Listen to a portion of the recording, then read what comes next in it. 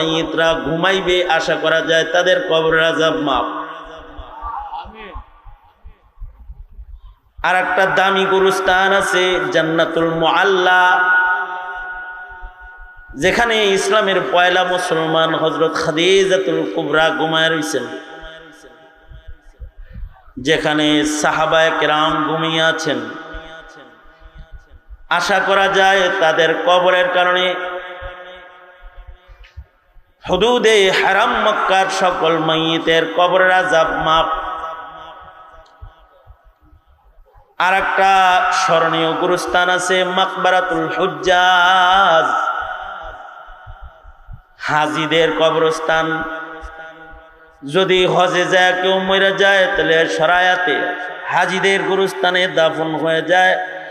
আশা করা যায় ইহরাম পরা কোনো মাইয়িত যারা আল্লাহর নামে ঘর থেকে বের হয়েছে, তাদের কবরে আসমানের মালিক আল্লাহ আযাব দিবে না। কবরের হালতকে শরীয়তের ভাষায় বলে বরজখের আলম। বরজখ, বরজখের উপরে যার বিশ্বাস নাই, তার ঈমান নাই। নতুন প্রজন্মের বরজখের উপরে ঈমান নাই, এ কারণে অনেকেই কবরের আযাব মানে না। মনে রাখতে হবে, যারা কবর বুঝে না, কবর মানে না, ওদের ঈমান নাই, ওরা আল্লাহ বুঝে না, রাসূলও বুঝে না। বরজখ মানতে হয়। যে বরজখ মানে না, তো কোরআন মানে না, হাদিস মানে না। নাস্তিকরা মনে করে কবরে কোনো আযাব নাই, কবরে কোনো জান্নাতও নাই। নাস্তিকদের ধারণা এটা। নাস্তিকরা মনে করে কবরে গেল, লাশটা পচে গেল, মাটির সাথে মিশে গেল, বাস কিচ্ছা শেষ। আসলে কি কিচ্ছা শেষ? কেবল কিচ্ছা শুরু বেটা। কিচ্ছা কি? একদিন তো হাওয়ার উপরে ছিলি দুনিয়াতে। মরার পরে হলো আসল জগৎ শুরু, হয়তো জান্নাত নয়তো দোজখ। মৃত্যুর পরেই হয়তো জান্নাতে চলে যায়, নয়তো আগুনে চলে যায়, নয়তো বাগানে চলে যায়। এই কারণে আল্লাহর রাসূলকে দুনিয়ার মাটিতে জান্নাতের বাগান দেখাইতে আল্লাহ তাআলা মিরাজের রাত, এই কথা খেয়াল করার মতো, খেয়াল করে না শুনলে কিচ্ছু মনে থাকতো না। আল্লাহর রাসূল কি মিরাজের রাতে আল্লাহ তাআলা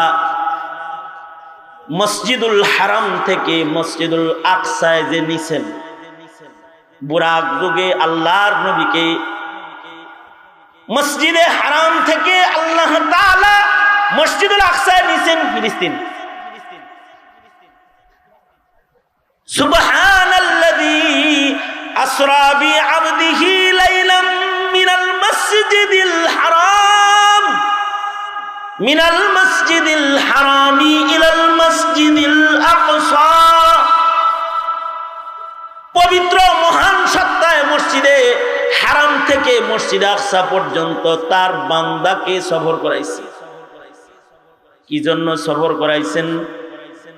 লিনুরিয়াহু মিন আয়াতিনা। এর তাফসীরে মুফাসসিরিন বলেন, কি আয়াত দেখানোর জন্য, কি দেখানোর জন্য নবীকে মসজিদে আকসায় নিছেন? মসজিদে আকসার আশপাশে যেহেতু লক্ষাধিক নবীর আগমন ঘটেছে, এই মসজিদুল আকসার আশেপাশে 70,000-এরও বেশি পয়গম্বরের কবর আছে। এই সব দেখানোর জন্য, নবীদের সাথে জিয়ারত করার জন্য, নবীদের কবরের হালত দেখানোর জন্য আল্লাহ তার বন্ধুকে সফর করায়া মক্কাতুল মুকাররমা থেকে মসজিদুল আকসা পর্যন্ত নিছেন। আল্লাহু আকবার করে বলেন।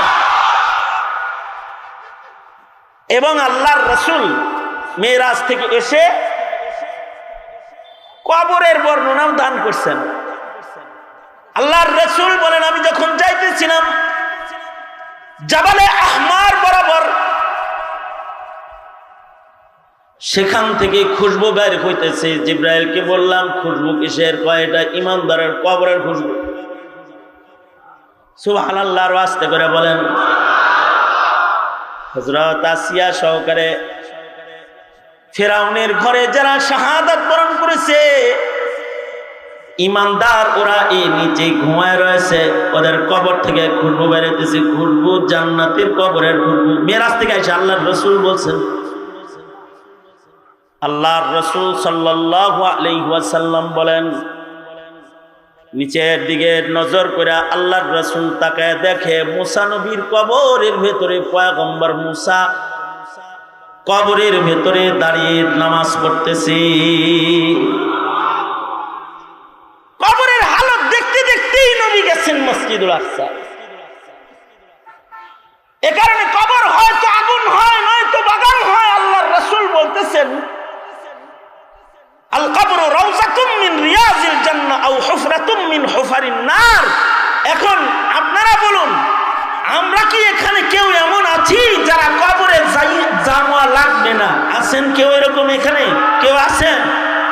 সবার কবরে যাইতে হবে এই বিশ্বাস তো সবার আছে। এখন প্রশ্ন হলো, আপনার কবর কি আপনি আগুন বানাইবেন না বাগান বানাইবেন? এটা হলো কথা। কখনো কখনো কবরের পরিবেশ ভালো হলেও কবর জান্নাতের বাগান হয়ে যায়, এটা আমার 1 নম্বর কথা। আমি যে ওয়াজটা করলাম এতক্ষণ, এই ওয়াজটাই করতেছিলেন মৌলানা। আপনি দাঁড়ায় রয়েছেন কেন? এই দাঁড়ায় রয়েছেন কেন? আমার নজর আপনার উপর পড়তেছে, ব্রেনে বাড়ি দেয়, বসেন। তা আমি যে এই বয়ানটা করলাম, এই বয়ানটা কাসেম নানতুবি, কাসেম নানতুবির আগে চিনেন? কাসেম নানতুবি হলেন হুজ্জাতুল ইসলাম, কাসিমুল উলুমি ওয়াল খায়রাত। কাসেম নানতুবি রাহমাতুল্লাহি আলাইহি, যিনি মাদ্রাসা শিক্ষার প্রতিষ্ঠাতা, উনি যদি দারুল উলুম দেওবন্দ না করত তাহলে শাহবাগ চত্বরের নাস্তিকের শুধু একটা মিছিল তোমাদের নজরে পড়তো না, ভারতবর্ষ নাস্তিক পাইতা, ভারতবর্ষের মুসলমান পাইতা না, মুসলমান পাইতা না। কারণ কাসেম নানতুবি মাদ্রাসা প্রতিষ্ঠা করেছেন বিধায়ী, এখান থেকে জন্মগ্রহণ করেছে দাওয়াত তাবলীগ, এখান থেকেই জন্মগ্রহণ করেছে খানকাহি নিজাম, এই মাদ্রাসাগুলোর থেকেই জন্মগ্রহণ করেছে ওয়াজ আর নসিহত, এই মাদ্রাসাগুলোর থেকেই জন্মগ্রহণ। নিম্ন জায়গায় অবস্থান করবে কাফেরের যেহেতু নিচে, সেই মুনাফিকও নিজের কবরের আযাব মাফ করানোর লেগে কয় যে আমার জানাজাটা যেন হাবিবুল্লাহ পড়ায়, বাবা একটু অনুরোধ করিস। এখন তো নাস্তিকরাও জানাজা পড়ায়, আপনারা এরকম খবর জানেন তো না? এই আমারে দিয়ে সব ওয়াজ করেন কোরআনকে, আপনারা কইতে পারেন না কিছু? নাস্তিকরা জানাজা পড়াইছে, দেখেন নাই আপনারা? শাহবাগে কিছু জানাজা হয়েছে, এগুলোর খবর পান নাই আপনারা?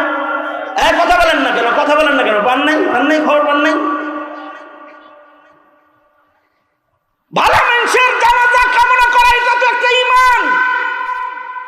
আগের যুগের রাজনীতি যারা করত তারাও ভালো মানুষের জানাজা ওসিয়তনামায় লিখত। মোহাম্মদ আলী জিন্নাহ মরার আগে ওসিয়তনামায় লিখেছিল, মোহাম্মদ আলী জিন্নাহ মরার আগে ওসিয়তনামায় লিখেছে যে আমার জানাজার নামাজটা যেন শাব্বির আহমদ উসমানী দেওবন্দি পড়ায়। আমার মন বলে শেখুল ইসলাম শাব্বির আহমদ উসমানী যদি আমার জানাজা পড়ায় তাহলে মহান আল্লাহ হয়তো আমারে মাফ করে দিবেন। তার ওসিয়তনামায় লিখে গেছে। শাব্বির আহমদ উসমানী রহমাতুল্লাহ আলাইহি শেখুল হিন্দের যোগ্য শাগরেদদের একজন। শেখুল হিন্দ যেখানে যেতে পারতেন না সেখানে শাব্বির আহমদ উসমানীকে পাঠিয়ে দিতেন। ভালো মানুষের জানাজা কামনা করা, এর ভিতরে একটা কবরের বিশ্বাস লুকায় রয়েছে। দুঃখের কথা কইতে গেলে তো কান্দন লাগবে ওয়াজ বাদ দিয়া। এই যুগের মুসলমান ভালো মানুষের জানাজা তো বুঝে না, কবরও বুঝে না, সওয়াল জবাবও বুঝে না, হাসরও বুঝে না। আমার এক বন্ধু কিছুদিন আগে এক লোকের জানাজা পড়াইছেন, এক মুফতি সাহেব আমার বন্ধু তো উনি এই ঘটনা বলতে যায় কান্দা দিলেন। সেটা হলো উনি জানাজার নামাজ পড়াইছেন এমন মাইয়িতের, যেই মাইয়িতের লাশ 6 দিন ফ্রিজে রাখছে। ছেলে জার্মান থেকে আসছে এরপরে দাফন করার জন্য, ছেলে দাফন করতে আসছে। অথচ মুমিন মরার পরে কয় আজিলুনি আজিলুনি, তাড়াতাড়ি আমারে জান্নাতে পাঠা, জান্নাতে পাঠা। যাই হোক, রাখা তো জায়েজ নাই, 7 দিন রাখছে ফ্রিজে। ওসিয়তের জানাজা পড়া হচ্ছে, জানাজা পড়াইতেছে এক মুফতি সাহেব। বেদনাদায়ক দৃশ্য হলো জার্মান থেকে মাইয়িতের ছেলে জানাজা পড়তে এসেছে, সাথে করে নিজের নাতি, মানে ছেলেটাকে নিয়ে আসছে, নাতিরে নিয়ে আসছে দাদার জানাজা পড়তে। এখন বেদনার বিষয় হলো জানাজা শেষ হওয়ার পরে, অ্যাটেনশন প্লিজ, খেয়াল করে কথাটা শুনেন, নাতি কয় বাপেরে, আব্বু দাদুর জানাজা তো শেষ হয়ে গেল, এখন কি দাদুর লাশটা আগুন দিয়ে পুরানো হবে? নাউজুবিল্লাহ, জোরে করে বলেন নাউজুবিল্লাহ, জোরে করে বলেন। এই কার ঘরের সন্তান বলতেছে রে? মুসলমানের ঘরের সন্তানের বাপেরে জিগাইতেছে, আব্বু দাদার জানাজা হলো, এখন কি দাদুর লাশ পুরানো হবে? এই কথা বলতেই বাবা সন্তানের মুখ চাইকা দিচ্ছে। মুফতি সাহেব বলেন, আমি সন্তানকে বললাম, বাবা মুশরিকের লাশ পুরানো হয়, মুমিনের লাশ পুরানা ওরে সাজানো হয়, আতর গোলাপ দিয়া ওকে সাজানো হয়, ওরে নতুন কাপড় পরানো হয়, আর ওকে জান্নাতের বাগানে শোয়ানো হয়। ফিরিস্তারা এসে ওকে বলে নাম কানাউমাতিল আরুস, বাসরের ঘুম ঘুমাও, ইসরাফিলের বাঁশি পর্যন্ত ঘুমাইবা, আর কেউ তোমার ডাক দিবে না। আল্লাহু আকবার, জোরে করে বলেন। এই বাবা, মুশরিকের লাশ পোড়ানো হয়, মুমিনের লাশ পোড়ানো হয় না। জরায়ে ধইরা মুফতি সাহেব বলেন, আমি কাঁদতে লাগলাম।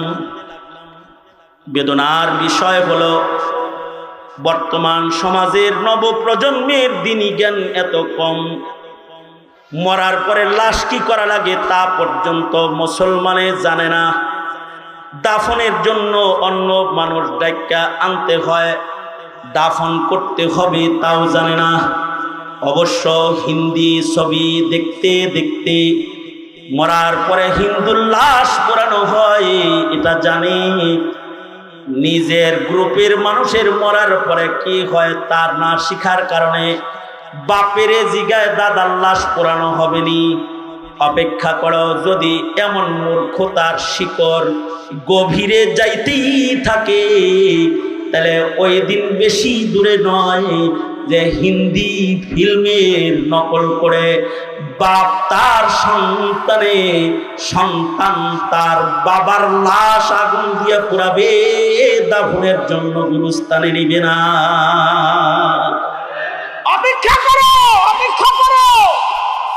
এদেশের মোল্লা করে জঙ্গি মহিলা তাদের মুখে তালা লাগাইতে চাও, তোমার কবর চিরানোর মতো কেউ এই জমিনে থাকবে না, থাকবে না, থাকবে না। তোমার ভাগ্য কাছে এক অন্ধকার ঝুলন্ত অবস্থায় আছে, মৌলবীর বিরোধিতা করবো তো অন্ধকার নেমে আসবে, আলোর ফোয়ারা বন্ধ হয়ে যাবে।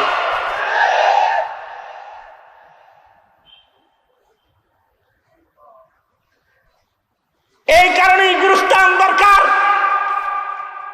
কখনো কখনো এক মাইয়িতের কারণে গোটা এলাকার মাইয়িতের কবর রাজা মহান আল্লাহ মাফ করে দেয়। আল্লাহু আকবার করে বলেন।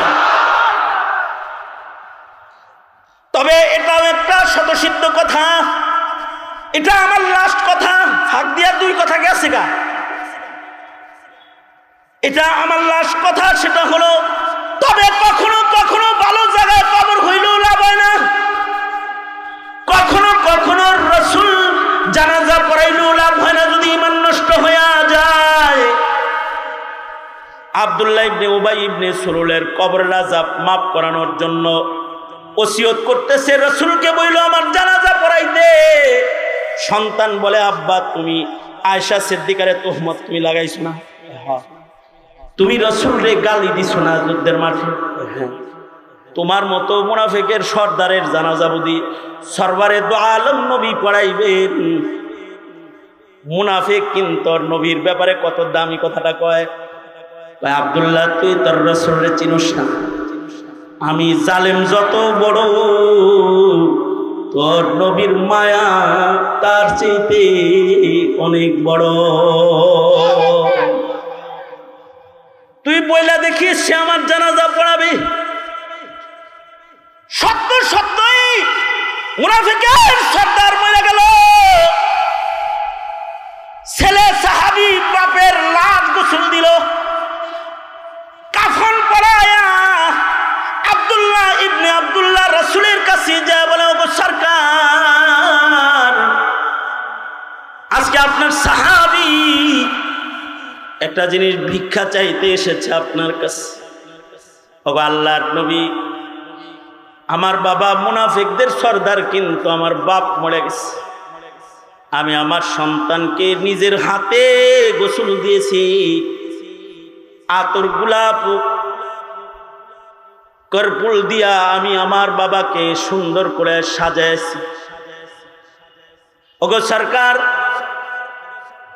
আমি জানাজা তৈয়ার করেছি, রাহমাতুল লিল আলামিন নবীর কাছে সন্তান হইয়া বাবার জানাজাটা ভিক্ষা চাইতে এসেছি।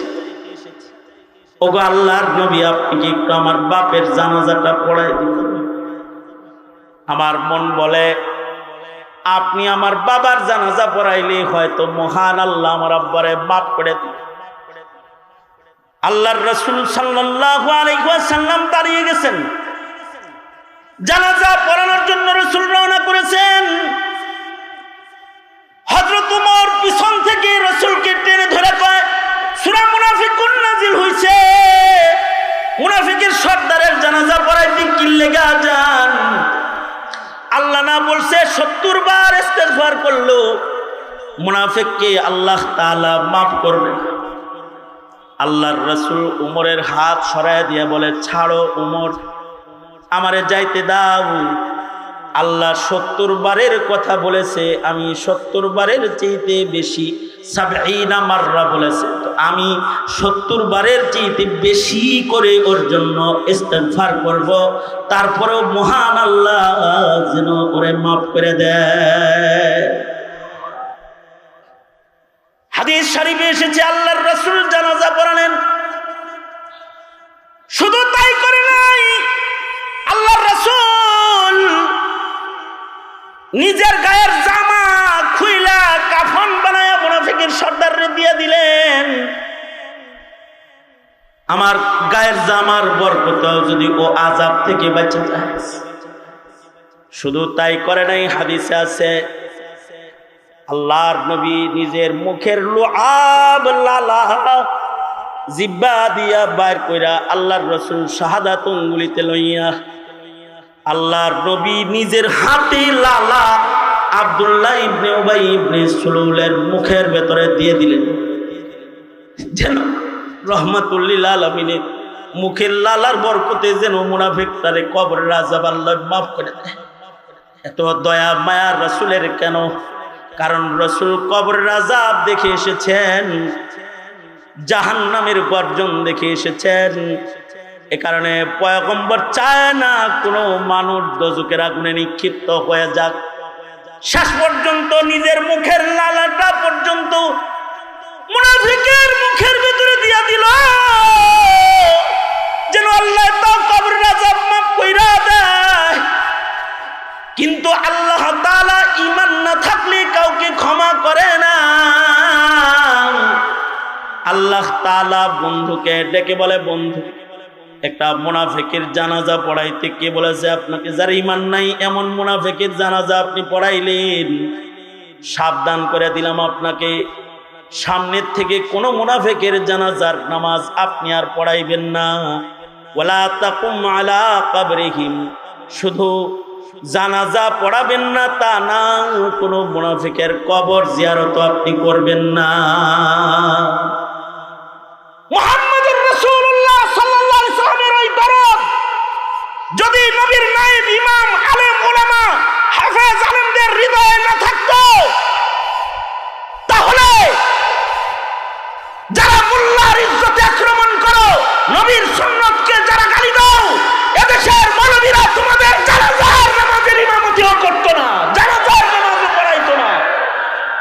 কিন্তু তোমাদের জানাজার জন্য পড়ায়, জানাজার কারণেও যদি আল্লাহ তোমাকে মাফ করে দেয়, তবে মনে রেখো মোল্লায় জানাজা পড়াইলেই কবরের আযাব মাফ হয় না। মুনাফিকের সর্দারের কবরের আযাব নবীর জানাজা দিয়েও মাফ হয় নাই। সঙ্গত কারণে কবরে যাওয়ার আগে ঈমান আমল ঠিক করো, ওয়াবুদু রাব্বাকা হাত্তা ইয়াতিয়াকাল ইয়াকিন, এটা হলো শেষ কথা। গুরুস্থানে কবর হলে কখনো কখনো কবরের আযাব মাফ হয়, কিন্তু ঈমান আমল ছাড়া কবরে গেলে কোনো কিছুই দিয়া কবরের আযাব থেকে রক্ষা পাওয়া যায়। জোরে আওয়াজ করে বলেন। এই বিষয়টা যদি বুঝে এসে থাকে,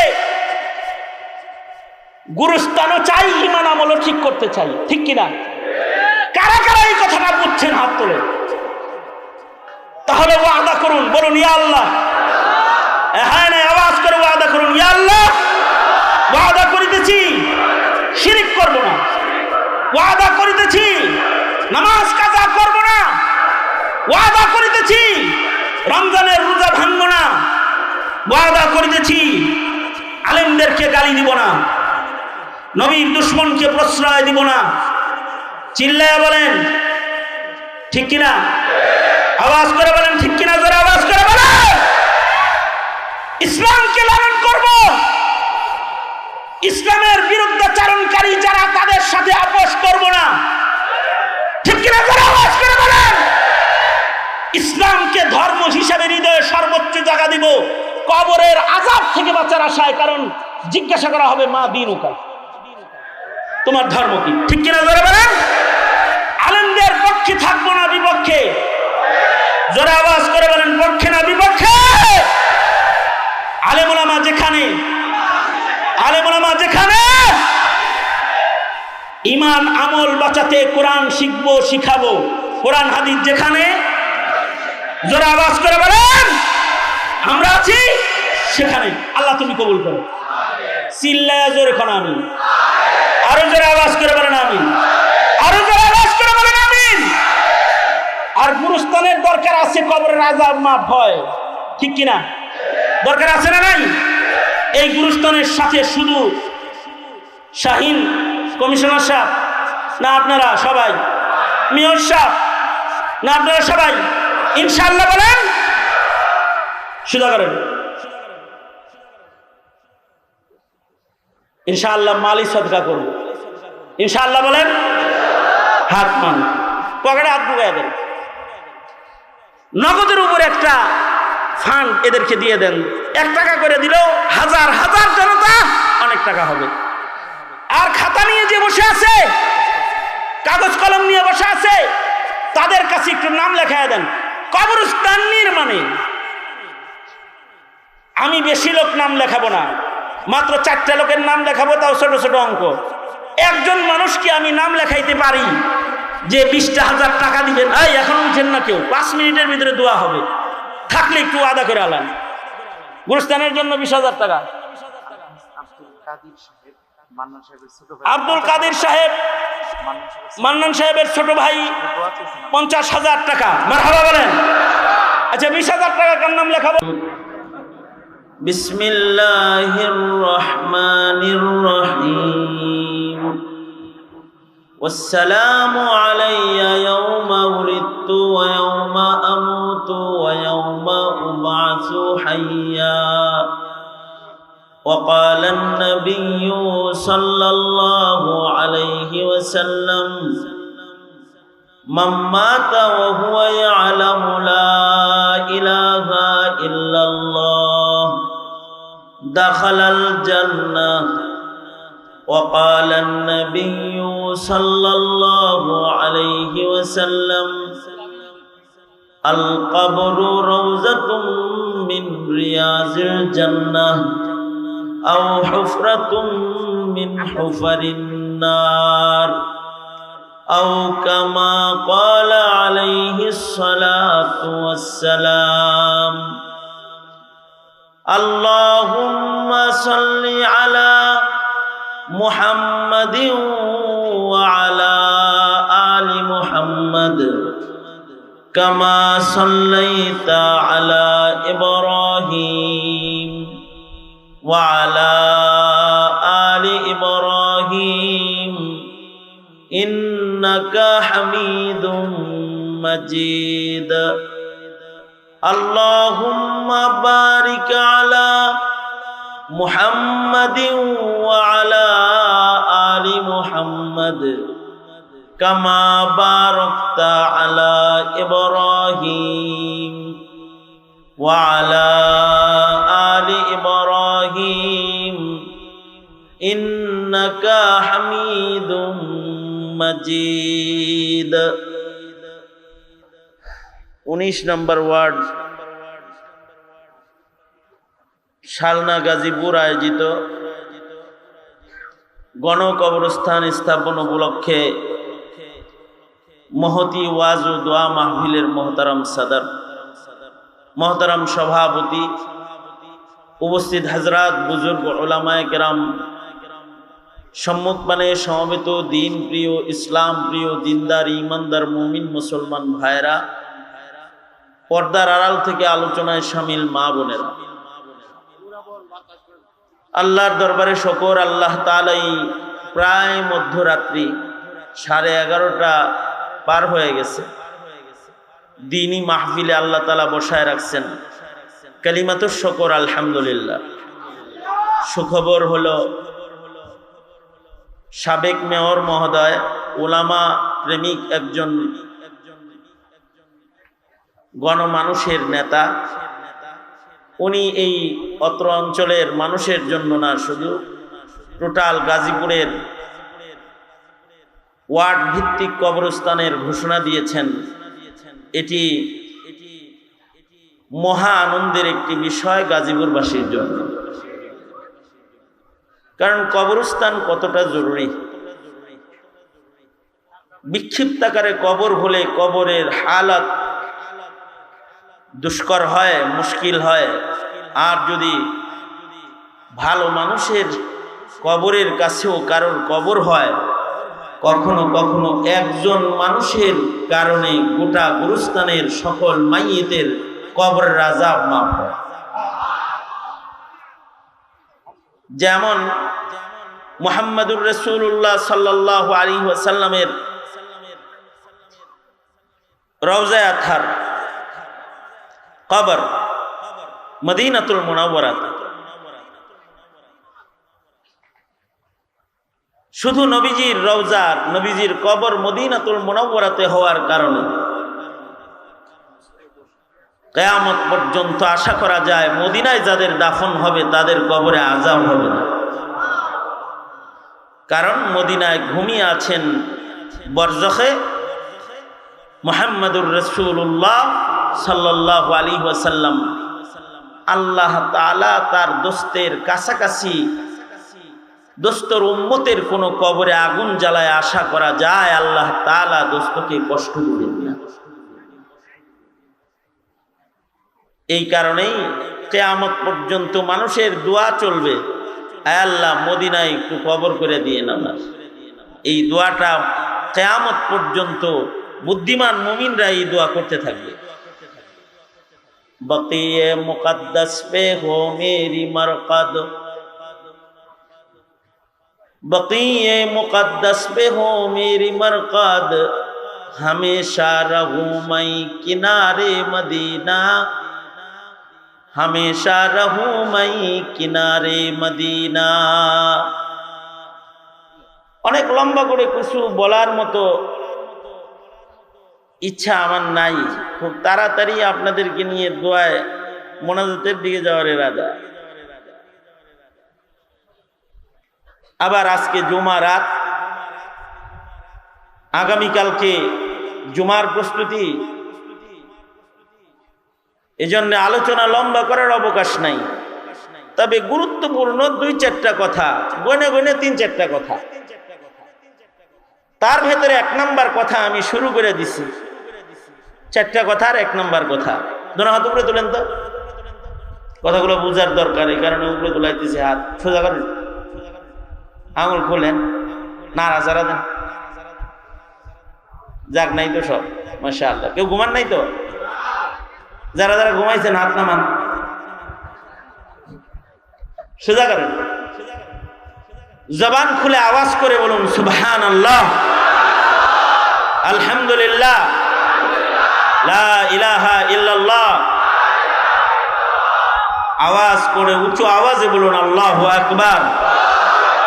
আল্লাহু আকবার জোরে বলা সুন্নাত। আল্লাহু আকবারের আওয়াজ যত বিকট হয় দুশমন তত ভয় পায়, শয়তান তত দূরে যায়।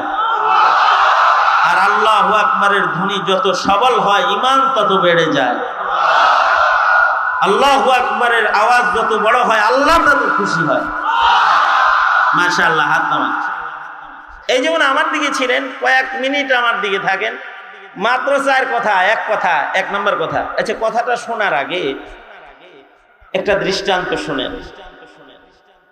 দৃষ্টান্ত দিয়ে কিছু বললে আল্লাহ